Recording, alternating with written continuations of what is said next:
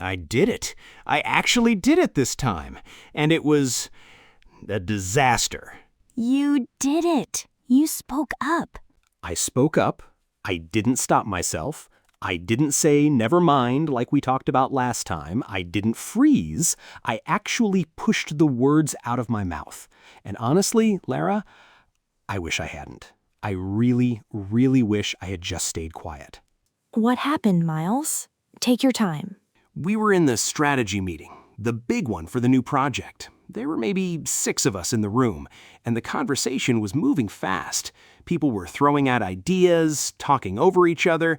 It was chaotic, but I was following it. I was really following it. For once, my brain wasn't lagging behind the English. You were engaged in the flow. Yeah, I was. And I saw an opening. They were talking about the timeline, and I realized they were completely forgetting about the software integration. So I took a breath, I leaned forward so they could see me, and I said, loud and clear, I think we need to delay the launch by a week because the integration takes at least 5 days. Okay, let's pause right there. That is a clear, valuable point. It's professional, and you said it. I said it. I put it right in the middle of the table. And then what happened? Nothing. Nothing? Nothing. Literally nothing. It just went quiet. The room just went completely silent. For like 2, maybe 3 seconds, but it felt like 10 minutes. No one looked at me. No one nodded. My manager just looked down at his laptop, cleared his throat, and said, "Right, so, regarding the marketing budget." And they just moved on. They just moved on. They moved on like I wasn't even in the room, like I hadn't spoken at all. It was like I was a ghost. Wow, how did that feel in your body in that exact moment? Horrible, physically horrible. I felt this wave of heat rush into my face, right up to my ears. My stomach just dropped. I instantly leaned back in my chair, crossed my arms, and tried to make myself as small as physically possible. I just wanted to disappear into the floor. I felt completely exposed. Because in that moment, what did that silence mean to you? Rejection. Absolute, total rejection. I immediately started attacking myself. I thought, did I say something wrong? Was my pronunciation so weird they didn't even understand the words? Did I use the wrong vocabulary? So your brain went straight to the language. Immediately, I thought, they didn't respond because my English is so broken they literally don't know how to reply without embarrassing me. And then my brain went to the next level. I thought, no, maybe they understood me perfectly, but the idea was just stupid. Maybe I just stated something so obvious that they are all thinking, why is Miles even in this meeting? That is a massive spiral. You went from I shared a timeline thought to I don't belong in this company in 3 seconds.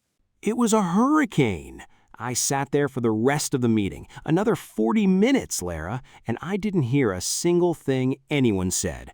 I was just drowning in my own head, replaying that silence over and over, replaying the throat clear, replaying the moving on. And what did you do after the meeting, when you went back to your desk? I kept gathering evidence. Gathering evidence? What do you mean? I started analyzing everyone's faces from the meeting in my memory. I started thinking, wait, when I spoke, did Sarah look away? She did. She looked out the window. And John sighed, didn't he?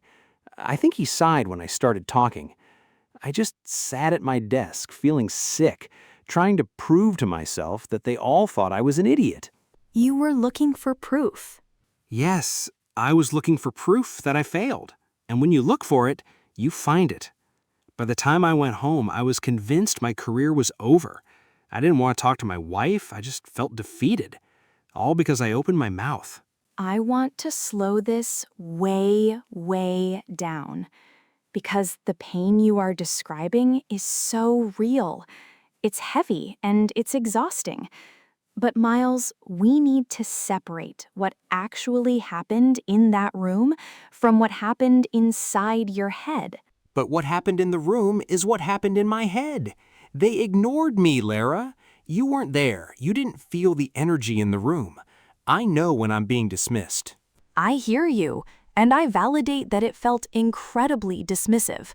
But let's look closely at that word you keep using, ignored. Yeah, ignored.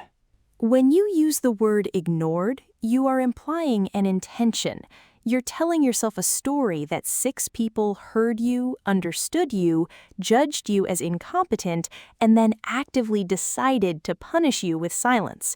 You are saying it was a coordinated attack. Well, I mean, what else could it be? If you say something and nobody responds, they are ignoring you. Silence is rejection. In every language and every culture, if you speak and people go quiet, it means you messed up. Is it? Is silence always rejection? Let's put the meeting on pause. Let's rewind to the exact moment you finished speaking. The integration takes at least 5 days. You finish the sentence, you close your mouth. Right. What did you expect to happen in that next second? Be really brutally honest with yourself. In your mind, before you opened my mouth, what was the movie script you had written for them? I don't know. I guess I expected the manager to stop, look at me, and say, "Oh, wow, good point, Miles. I didn't think of that." And then maybe Dave would say, "Yeah, Miles is right. We need to adjust the schedule." You expected validation. You expected an immediate, clear reward for being brave enough to speak up. Yeah, I did. I took a massive risk by speaking up. I pushed through all my anxiety, my heart was pounding, and I guess I wanted them to catch me. I wanted a reward for my bravery. And when the reward didn't come, when they didn't say, "Good point, Miles," you experienced a massive gap, an expectation gap. You handed them the ball, expecting them to throw it right back with a smile. But instead, the ball just dropped on the floor. It just rolled under the table. Yes, it rolled under the table. And this is where the misinterpretation begins. The ball dropped, there was silence, and because human brains absolutely hate a void, your brain immediately rushed in to fill that empty space with a story. A story that I am stupid and my English is bad.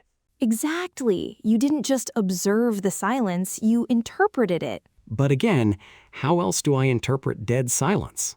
Let's take you out of the equation for a minute. Let's look at Dave. Dave is a native English speaker. Dave never struggles with his words. Let's say Dave is the one who says, "I think we should delay by a week," and the room goes completely quiet for 3 seconds. The manager clears his throat, looks at his laptop, and says, "Right, regarding the marketing budget." Okay. What does Dave think in that moment? Does Dave think his English is broken? No, of course not. Does Dave sit at his desk for 40 minutes analyzing Sarah's eye movements to prove that she hates him? No, Dave probably doesn't even care. What does Dave think? Why did the silence happen to Dave? Dave probably thinks they just didn't hear him, or he thinks they're just too stressed about the budget right now and they don't want to talk about the timeline yet. He probably just assumes the timing was bad. Exactly! Listen to the difference there, Miles. Dave experiences the exact same 3 seconds of silence, the exact same throat clear. But Dave doesn't make the silence about his core identity. Because Dave is confident. It's not just confidence, it's how he interprets the environment. When Dave gets no response, he assumes it's an external issue. The room is moving too fast, people are distracted, the timing was bad. But when you get no response, you immediately assume it is an internal flaw. My English is bad, I am stupid, I don't belong here. I make it about me. You make it entirely about you. You take a random, messy, corporate moment and you make it a verdict on your soul. I do. The second it goes quiet, it feels like a spotlight is burning a hole in my head. I assume that all 6 of those people are sitting there, silently grading my English. And the reality is, they aren't thinking about you at all. Ouch. That hurts a little, but it's probably true. It's actually deeply liberating. Think about what is actually happening in a Monday morning corporate meeting. People are tired, they are stressed about their own tasks. Sarah is probably thinking about the email she needs to send to a client. The manager is stressing about his own boss asking about the marketing budget. You threw a timeline issue into a fast-moving stream of anxious thoughts. And it just got swept away in the current. It got swept away. Or maybe they did hear you. Maybe it was a great point and the manager heard it, registered it in his brain, and moved on because it didn't require a debate. Maybe his throat clear was just a throat clear. But why wouldn't he just say, "Got it, Miles"? It takes 2 seconds to just validate someone. Because conversations are imperfect, Miles. People are messy communicators. Not everyone is a perfectly empathetic host who validates every single comment. People are clunky. Sometimes conversations just lack a smooth transition. So you're saying they didn't ignore me? I'm saying they didn't respond the way you needed them to. They didn't hit their marks in my script. Right. They didn't read the script you wrote for them. You expected validation, and they gave you nothing. And because you are carrying all this deep anxiety about your English, that nothing felt incredibly dangerous. It felt fatal. It felt like I had stepped on a landmine. And this happens outside of the office too, doesn't it? This isn't just about strategy meetings. Yeah, it is. It happens at parties. It happens at dinners. Last month, I was at a barbecue with some neighbors. Everyone was laughing, and I tried to make a joke. I translated it in my head. I thought it was funny, and I said it. And Half the circle didn't hear me because the music was loud, and the other half just kind of gave a polite smile, and then someone else started talking. And I did the exact same thing. I shrunk. I completely shut down for the rest of the night. I told myself my English wasn't good enough to be funny. you wrote the exact same tragedy at a barbecue that you wrote in the boardroom. I really did. I gathered the evidence. They didn't laugh, therefore my English is terrible and my personality is gone. Let's look at that mechanism. When you went back to your desk after the meeting and you spent 40 minutes punishing yourself, you were punishing yourself for a story that didn't actually happen. I was punishing myself for my own interpretation. Yes, you were reacting to a tragedy that you wrote, produced, and directed entirely in your own mind. It is so exhausting to live like this, Larah, because the silence in that meeting was only 3 seconds. 3 seconds!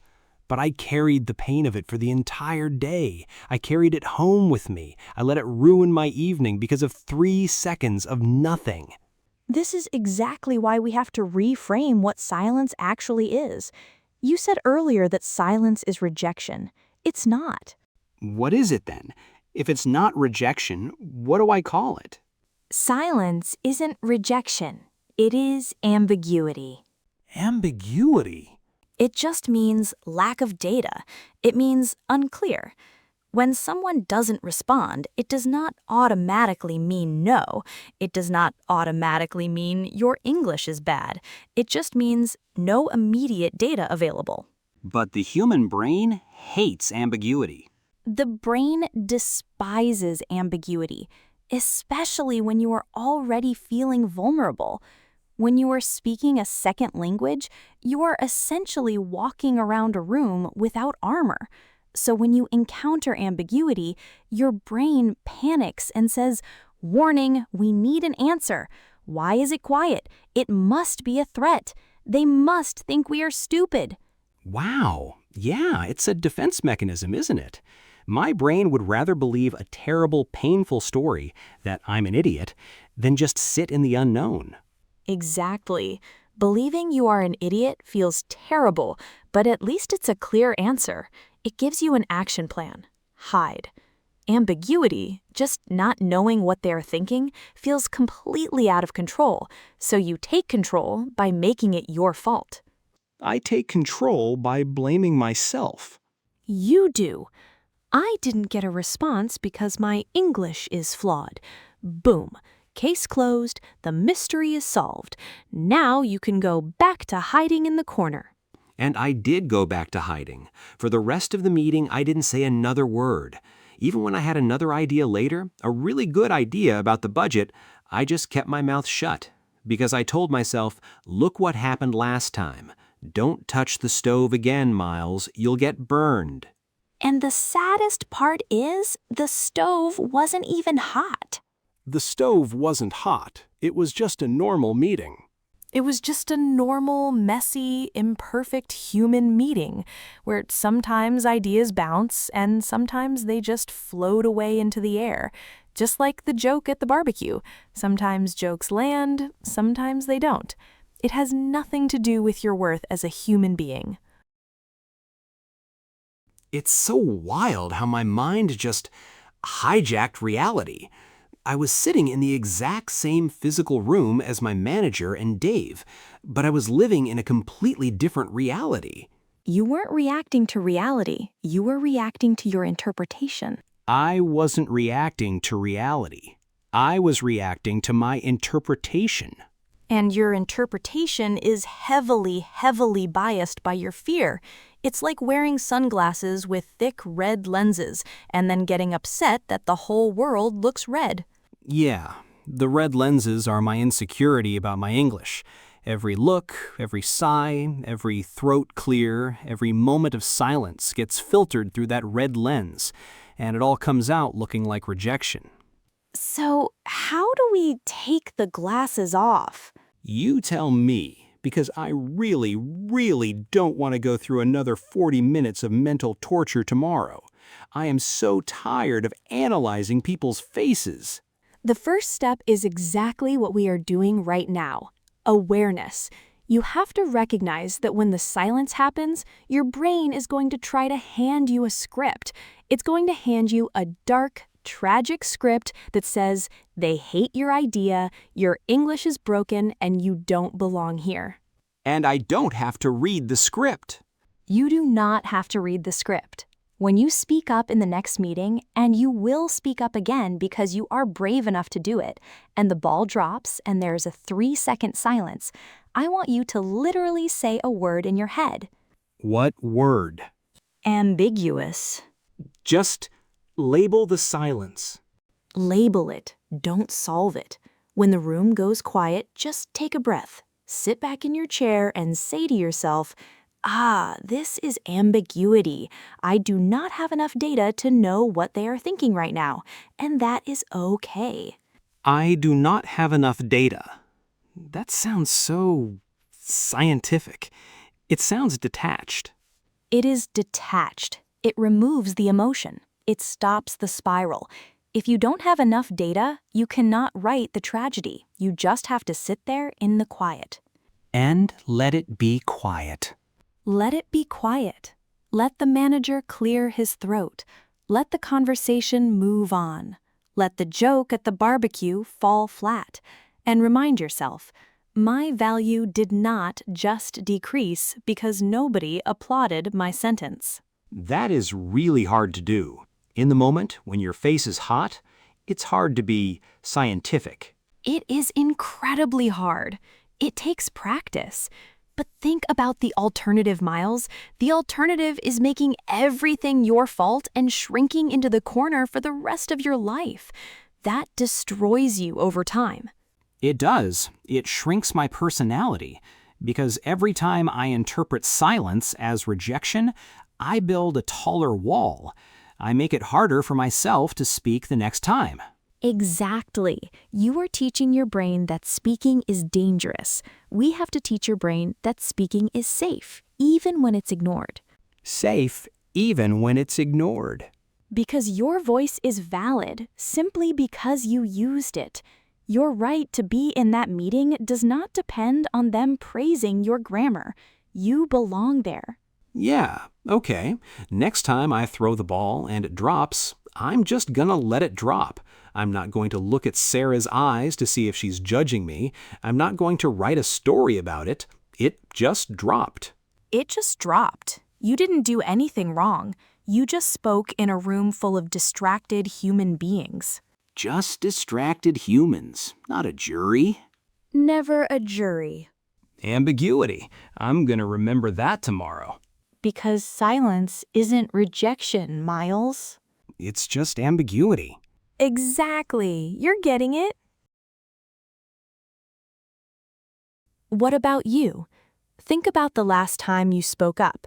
Maybe in a team meeting, maybe in a university classroom, or even just trying to make a joke in a group of native speakers. You pushed past the fear, you said the words, and nobody reacted. Did you immediately assume you did something wrong? Did you assume your English was the problem?